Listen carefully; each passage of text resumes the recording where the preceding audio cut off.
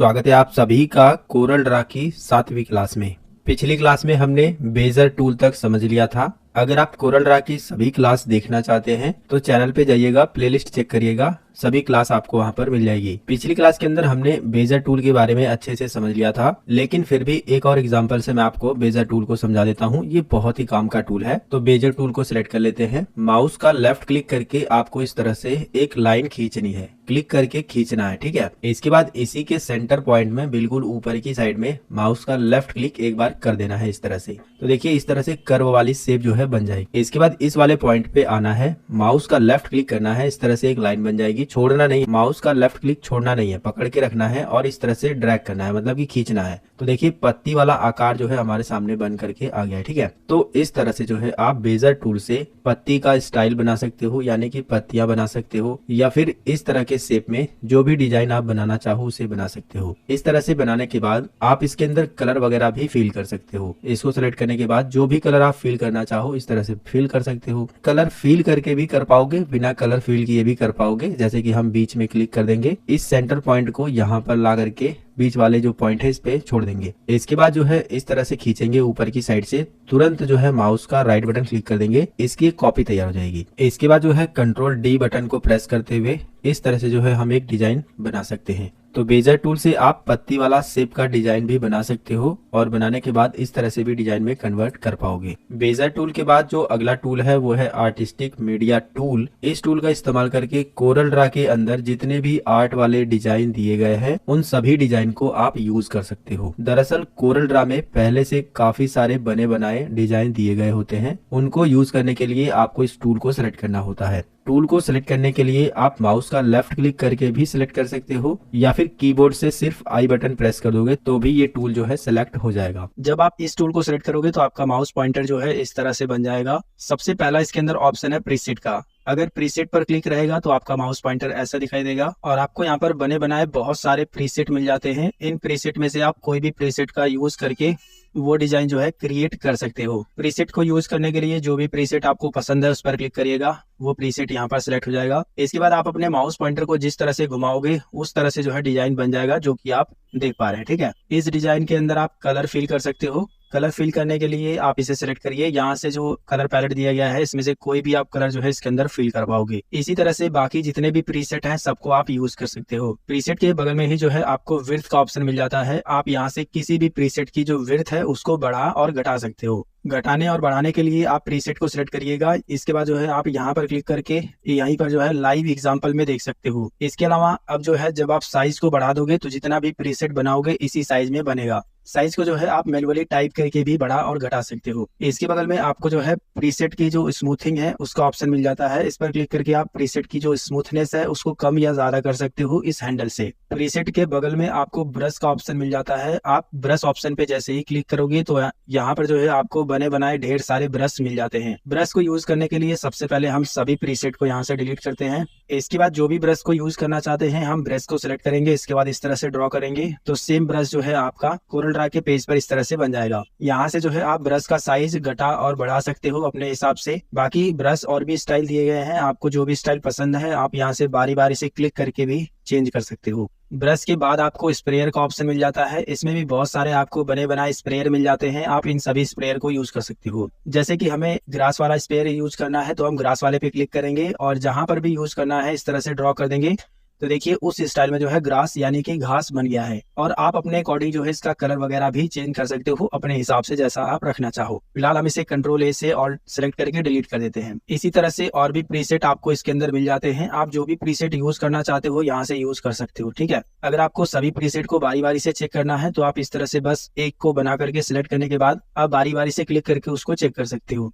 यहाँ पर आप देखोगे मछली वाला स्पेयर भी यहाँ पर आपको मिल जाता है। तो बहुत सारे स्टाइल हैं, आप मछली वाला स्टाइल को इस तरह से भी यूज कर सकते हो। बाकी जब आप स्प्रेयर यूज करते हो तो कुछ और सेटिंग मिलती है, जैसे कि आप इसे रेंडमली चाहते हो, सीक्वेंस चाहते हो, बाय डायरेक्शन, वो चीजें आप यहाँ से चेंज कर पाओगे। बाकी जो भी आपने स्टाइल बनाया है उसके अंदर अगर आपको स्पेसिंग ऐड करनी है तो वो काम आप यहाँ से कर सकते हो। जितना पॉइंट बढ़ाओगे उतना जो है स्पेसिंग इसके अंदर ऐड होगा, जो कि आप देख सकते हैं। इसके बाद अगला ऑप्शन है कैलीग्राफी का। इस ऑप्शन का इस्तेमाल करके आर्ट वाला जो भी डिजाइन है, जो भी आप आर्ट में लिखना चाहो वो सब कुछ लिख सकते हो। इसको सिलेक्ट करिएगा। इसके बाद आपका माउस पॉइंटर इस तरह से हो जाएगा। जो कुछ भी आपको लिखना है इस तरह से आप लिख सकते हो आर्ट में। जैसे कि देख सकते हो मैंने र लिखा है और यहाँ पे आ की मात्रा और इसके बाद म जो है इस तरह से बना देते हैं और यहाँ पर जो है इस तरह से स्टाइलिश मात्रा डाल देते हैं। तो ऐसे जो आर्ट वाले डिजाइन है वो आप इस ऑप्शन का इस्तेमाल करके लिख सकते हो या फिर कहीं बना सकते हो। आप कैलीग्राफी का यूज करके शेप बना सकते हो, स्टाइलिश टेक्स्ट जो है लिख सकते हो। इसके अंदर अगर आपको कलर फिल करना है तो सिलेक्ट करने के बाद ऑब्जेक्ट को आप कलर भी फिल कर सकते हो। पिक टूल को सिलेक्ट करिएगा,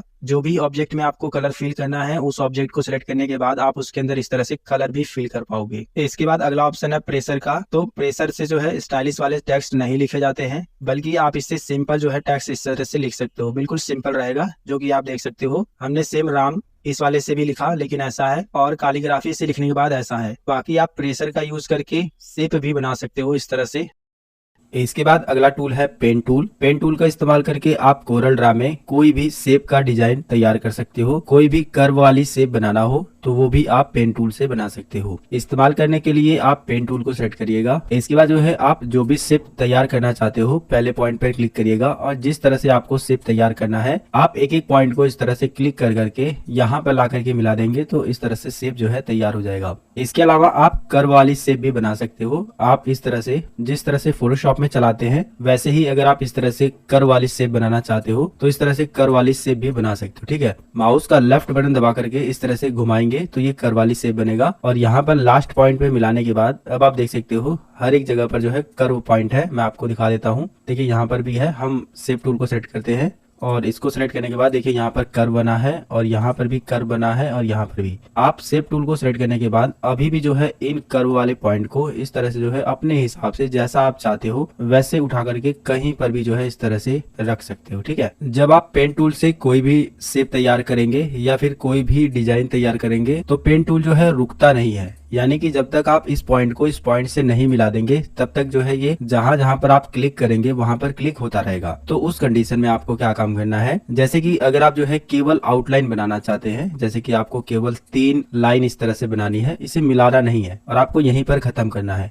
तो उस कंडीशन में जहां पर भी आपको खत्म करना है वहां तक जाने के बाद आपको एंटर बटन को प्रेस कर देना है। एंटर बटन प्रेस करते ही वो जो है वहां से लाइन खत्म हो जाएगी। अगर आपको शेप बनानी है तो आपको जो है पॉइंट को मिलाना होगा। जैसे कि हमने एक लाइन बना दी और यहाँ पर क्लिक कर देते हैं और इस पॉइंट को इससे मिला देते हैं तो ये जो है शेप बन जाएगा। लेकिन अगर आपको केवल आउटलाइन बनानी है, पॉइंट को मिलाना नहीं है, तो आप जो है इस तरह से लाने के बाद यहाँ पर एंटर बटन को प्रेस कर देंगे तो केवल जो है आउटलाइन बनेगा। ठीक है, इसके बाद भी जो है आप इस पॉइंट को इस पॉइंट से मिला सकते हो। बस आप यहाँ पर क्लिक कर दीजिएगा, इसके बाद जो है यहाँ पर लाने के बाद यहाँ पर क्लिक कर दीजिएगा तो ये जो है पॉइंट मिल जाएगा। ठीक है, यानी कि आप आउटलाइन बनाने के बाद अगर आप इसको शेप बनाना चाहो तो वो भी काम आप पेन टूल से कर सकते हो। इसी तरह से इसको भी मिला सकते हो। एक और बात, इसको आप जो है शेप टूल से भी मिला सकते हो। आप शेप टूल को सेट करिएगा, इसके बाद जो है इस वाले लाइन पर क्लिक कर दीजिएगा और इस वाली लाइन को पकड़ करके इस वाली लाइन से इस तरह से मिला देंगे तो इस तरह से जो है शेप में ये कन्वर्ट हो जाएगा। और जो भी आपने पेन टूल का इस्तेमाल करके शेप बनाया है उसके अंदर आप कलर वगैरह भी फिल कर सकते हो। ठीक है, जैसा कि आप देख पा रहे हैं। तो पेन टूल का इस्तेमाल करके आप किसी भी तरह का शेप डिजाइन कर सकते हो, चाहे कर्व वाली शेप हो चाहे जैसी शेप बनानी हो आप बना सकते हो। इसके बाद जो अगला टूल है वो है पॉलीलाइन टूल। ये बिल्कुल पेन टूल की ही तरह काम करता है, लेकिन इस टूल को इस्तेमाल करके आप बिल्कुल फ्री तरीके से भी यूज कर सकते हो, साथ ही साथ क्लिक करके भी यूज कर सकते हो। कैसे, हम इसे सेलेक्ट कर लेंगे। इसके बाद जो है सबसे पहले इन सभी ऑब्जेक्ट को डिलीट करते हैं। इस टूल को सिलेक्ट करने के बाद आप यहाँ पर क्लिक करेंगे, यहाँ पर क्लिक करेंगे, इस तरह से भी यूज कर सकते हो क्लिक करके, या फिर जो है आप इस तरह से माउस का लेफ्ट क्लिक करके इस तरह से जो है ड्रैग करोगे, खींचोगे तो भी जो है इस तरह से जो है कर्व वाली शेप बन जाएगी। कहने का मतलब यह है कि जो काम आप पेन टूल से कर रहे थे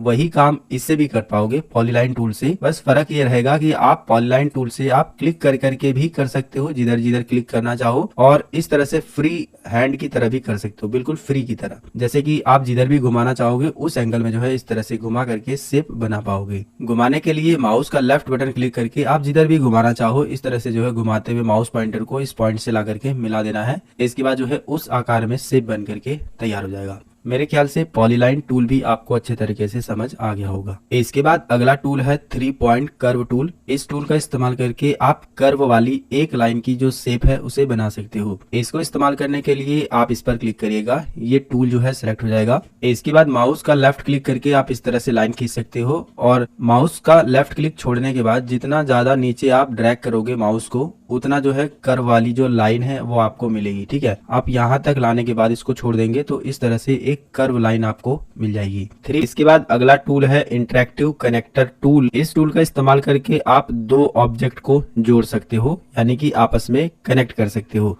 इस टूल को कैसे इस्तेमाल करना है, इसके लिए जो है हम सबसे पहले कोई ऑब्जेक्ट बना लेते हैं। मैं एक यहाँ पर इस तरह से 2 ऑब्जेक्ट बना लेता हूँ। ठीक है, इसको कलर फिल कर देते हैं, कोई भी नॉर्मली कलर। इसके बाद जो है हम लोग इस टूल को सेलेक्ट करेंगे, किसी भी एक पॉइंट से पकड़ करके किसी भी एक पॉइंट को जो है इस तरह से ला करके मिला देंगे। इसके बाद जो है ये वाला ऑब्जेक्ट इस ऑब्जेक्ट के साथ जो है कनेक्ट हो जाएगा। अब आप जो है पिक टूल को सेलेक्ट करके अगर इस वाले ऑब्जेक्ट को आप उठा करके कहीं पर भी लेके जाएंगे तो देखिए ये जो है एक दूसरे के से जो है कनेक्ट दिखा रहा है। कितना भी दूर आप लेके चले जाइए लेकिन ये ऑब्जेक्ट जो है एक दूसरे से कनेक्ट है, जो कि आप देख पा रहे हैं। ठीक है, ये लाइन जो है ऑटोमेटिक छोटी भी हो जा रही है, बड़ी भी हो जा रही है, ऑटोमेटिक अपने हिसाब से एडजस्ट हो जा रही है। तो ये काम होता है इंटरेक्टिव कनेक्टर टूल का। आप एक ऑब्जेक्ट को दूसरे ऑब्जेक्ट से कनेक्ट कर सकते हैं, जोड़ सकते हैं। इसके बाद अगला टूल है डायमेंशन टूल। इस टूल का इस्तेमाल करके किसी भी ऑब्जेक्ट की जो हाइट है, जो विड्थ है, उसको आप माप सकते हैं। इस टूल को यूज करने से पहले सबसे पहले तो हम सभी ऑब्जेक्ट को डिलीट कर लेते हैं और यहाँ से कोई एक ऑब्जेक्ट इस तरह से बना देते हैं। अब इस ऑब्जेक्ट की अगर हमें हाइट पता करनी है तो हम इस टूल को सिलेक्ट करेंगे और यहाँ से जो है हाइट वाला जो डायमेंशन है वर्टिकल, इसको सिलेक्ट कर लेंगे और एक बार यहाँ क्लिक करेंगे। इसके बाद जो है दूसरी बार हम नीचे जो है सेंटर पॉइंट पे लाके क्लिक कर देंगे। अब आपको तीसरी बार वहां पर क्लिक करना है जहां पर आप रिजल्ट देखना चाहते हो। तो हम यहाँ पर क्लिक कर देते हैं तो यहाँ पर हमें रिजल्ट दिखा रहा है 155 mm का जो इसकी हाइट है वो दिख रही है। आप यहाँ से जो है इसका डायामीटर भी चेंज कर सकते हो, सेंटीमीटर में भी कन्वर्ट कर सकते हो या फिर इंचेस भी दिया है यहाँ पर, इंचेस वगैरह में भी कर सकते हो। देख सकते हो इंचेस है तो 6.1 इंच का जो है ये है। इसी तरह से अगर आप इसकी चौड़ाई मापना चाहते हैं तो आप यहाँ पर क्लिक करेंगे हॉरिजॉन्टल डायमेंशन टूल और इसके बाद जो है इसकी चौड़ाई भी माप सकते हैं। आप यहाँ पर क्लिक करिए, इसके बाद दूसरा पॉइंट यहाँ क्लिक करिए और रिजल्ट आपको कहाँ प्राप्त करना है इसके बाद वहां पर क्लिक कर दीजिए। तो इसका जो है चौड़ाई भी आप इस तरह से माप पाएंगे और यहाँ से जो है इसका डायमीटर डायमेंशन भी चेंज कर पाओगे आप। ठीक है, इसी तरह से अगर आप पहले वाले ऑप्शन पर क्लिक करते हैं ऑटो डायमेंशन टूल, तो ये क्या काम करता है, हाइट और विड्थ दोनों जो है ऑटोमेटिक समझ जाएगा और दोनों चीजें आप जो है यहाँ से माप सकते हो। इस वाले ऑप्शन पर क्लिक रहेगा तो केवल हाइट जो है यानी जो वर्टिकली डायमेंशन है वो होगा और इस वाले पे क्लिक रहेगा तो केवल हॉरिजॉन्टल होगा, लेकिन इस वाले पे क्लिक रहेगा तो ऑटो होगा। चाहे कोई भी पोजीशन आप मापेंगे हर एक पोजीशन में जो है ये काम करेगा। इसमें एक और ऑप्शन है स्लेटेड डायमेंशन टूल। इस ऑप्शन का इस्तेमाल करके आप जो है किसी भी ऑब्जेक्ट को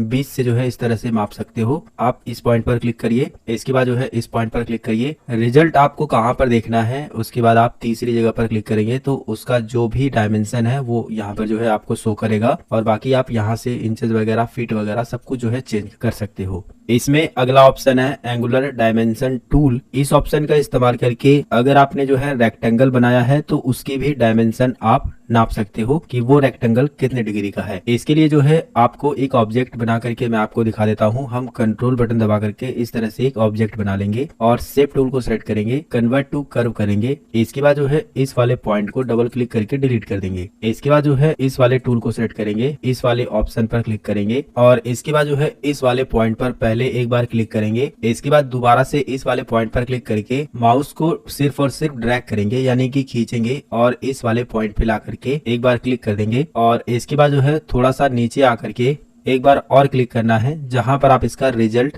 देखना चाहते हो। तो अब आप देख सकते हो यहाँ पर साफ साफ लिखा है कि ये जो रेक्टेंगल है वो 90 डिग्री का है, जो कि आप देख पा रहे हैं। तो कहने का मतलब ये है कि आप इस ऑप्शन का इस्तेमाल करके किसी भी रेक्टेंगल की जो डायमेंशन है उसको माप सकते हो। तो दोस्तों इस तरह से हमने यहाँ से लेकर के यहाँ तक के सभी टूल्स को अच्छे तरीके से सीख लिया है। जो भी टूल के बारे में मैंने आपको बताया है, अगर उसमें आपको कोई भी दिक्कत है तो आप हमसे नीचे कमेंट करके जरूर बताइएगा, मैं आपको जरूर उसका समाधान बताऊंगा। अगर आपको ये वीडियो पसंद आया है तो वीडियो को लाइक करिएगा, अपने दोस्तों के साथ ज्यादा से ज्यादा शेयर करिएगा। चैनल पे नए हो तो सब्सक्राइब कर लीजिएगा। मिलेंगे फिर एक नई वीडियो में नई जानकारी के साथ, तब तक के लिए जय हिंद।